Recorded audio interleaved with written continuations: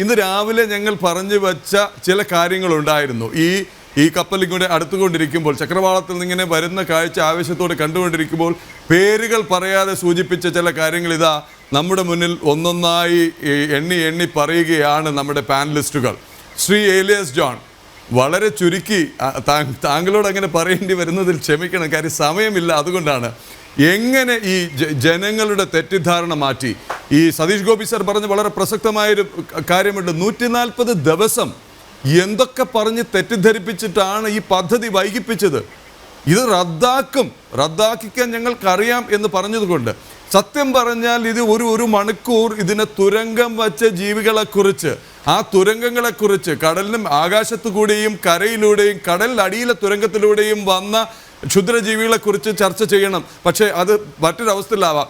എങ്ങനെ നിങ്ങൾ ഈ പാവപ്പെട്ടവരെ, തെറ്റിദ്ധരിപ്പിക്കപ്പെട്ട പാവപ്പെട്ടവരെ എങ്ങനെ സംഘടിപ്പിച്ച് ഇത് നന്മയുടെ വഴിയാണ്, നന്മയുടെ തീരമാണ്, നന്മയുടെ തുറമുഖമാണ് എന്ന് അവരെ ബോധ്യപ്പെടുത്തിയത് ശ്രീ ഏലിയാസ് ജോൺ? അങ്ങനെ ബോധ്യപ്പെടുത്തുന്നതിന് ഒരു വലിയ റോക്കറ്റ് സയൻസിൻ്റെ ഒന്നും ആവശ്യമില്ല. നമ്മുടെ കേരളത്തിൽ നിന്ന് ഏകദേശം 30 ലക്ഷം ആളുകൾ നമ്മുടെ NRKs എന്ന് പറയാം, NRIs, അവർ ചെന്നൈയിലുണ്ട്, ബാംഗ്ലൂരിലുണ്ട്, ബോംബെയിലുണ്ട്, വിശാഖപട്ടണത്തുണ്ട്, ഇന്ത്യയിലെ പല തുറമുഖങ്ങളിലുമുണ്ട്, ദുബായിലും അബുദാബിയിലും സിംഗപ്പൂരിലും എല്ലാമുണ്ട്. അപ്പോൾ അവർക്കെല്ലാം നമ്മൾ ഒരു കാര്യം പറയുമ്പോൾ അവരുടെ മക്കൾ, വിദേശത്തിരിക്കുന്ന മക്കൾ, തീർച്ചയായും അവർ തിരുത്തി കൊടുക്കും. നിങ്ങൾ വിചാരിക്കുന്ന പോലെയല്ല ലോകത്തിൻ്റെ പല ഭാഗത്തും ഇങ്ങനെയാണ് മാറ്റം നടക്കുന്നത്. ഇത്തരം കാര്യങ്ങൾ, ഇൻഫ്രാസ്ട്രക്ചർ വന്നാലാണ് രാജ്യം പുരോഗമിക്കുന്നത് എന്ന് അവരുടെ ഉള്ളിൽ തന്നെ ഒരു പരിവർത്തനത്തിൻ്റെ വിത്തുകൾ അവരുടെ വീടുകളിൽ തന്നെ പാകിയിട്ടുണ്ടാവും. അപ്പോൾ നമ്മൾ അങ്ങനെ ഏറ്റവും അടിത്തട്ടിലുള്ള ആളുകൾ, സാധാരണഗതിയിൽ നമ്മളെപ്പോഴും ഏറ്റവും ഉപരിതലത്തിൽ മുഖ്യമന്ത്രിയെ കാണണം, MLA കാണണം, MP കാണണം, മന്ത്രിയെ കാണണം, നിവേദനം കൊടുക്കണം. ഇതായിരുന്നു എല്ലാവരുടെയും ഒരു ശൈലി, ഒരു കാര്യം നേടിയെടുക്കാൻ.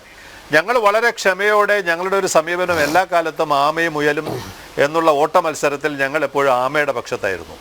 ഞങ്ങൾ വളരെ സ്ലോ ആൻഡ് സ്റ്റഡിയാണ്. നമ്മൾ പതുക്കെ നേടിയാൽ മതി, വെപ്രാളം കാണിച്ച് സ്പീഡ് കൂട്ടിയാൽ ചിലപ്പോൾ തകർന്നു പോകാം.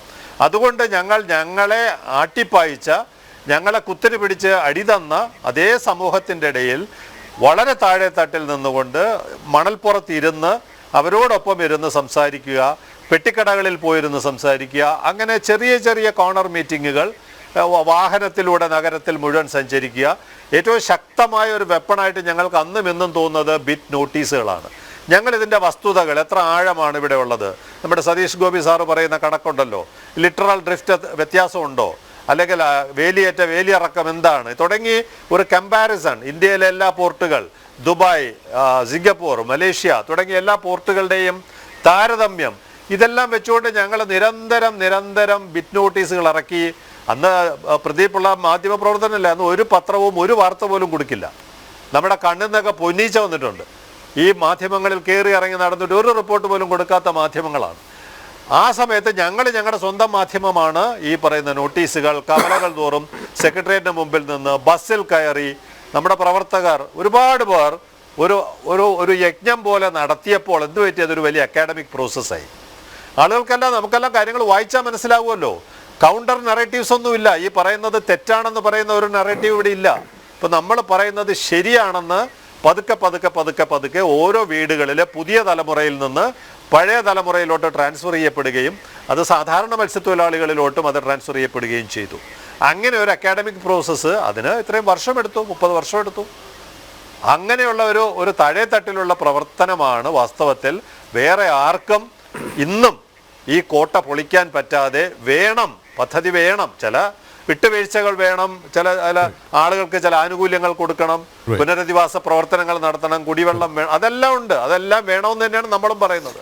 പക്ഷെ പ്രോജക്റ്റ് നിർത്തിവെച്ചുകൊണ്ട് ഒരു മുന്നോട്ട് പോക്കിനെ കുറിച്ച് ഒരു കാലത്തും ചിന്തിക്കാൻ പറ്റില്ല എന്നുള്ള ശക്തമായ നിലപാടാണ് ഞങ്ങൾ എല്ലാ കാലത്തും സ്വീകരിച്ചിട്ടുള്ളത്. അതിന്ന് വിജയം കാണുമ്പോൾ ഈ എതിർത്തവരോടെല്ലാം ഞങ്ങൾക്ക് വലിയ നന്ദിയും കടപ്പാടും ഉണ്ട്. കാരണം ഇവരുടെ എതിർപ്പ് ഞങ്ങളെ കൂടുതൽ പഠിക്കാൻ പ്രേരിപ്പിച്ചു, വസ്തുതകൾ അന്വേഷിക്കാൻ പ്രേരിപ്പിച്ചു. കാര്യം അവരെ കൗണ്ടർ ചെയ്യാൻ വേണ്ടി നമുക്ക് വെപ്പൺസ് വേണം.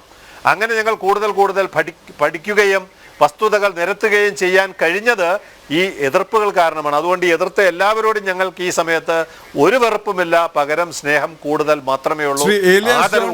അങ്ങയുടെ ടീമിനും അങ്ങയുടെ പ്രവർത്തനത്തിനും ഒരു വലിയ അഭിവാദ്യം, ഒരു നന്ദി, ഒരു അഭിനന്ദനം.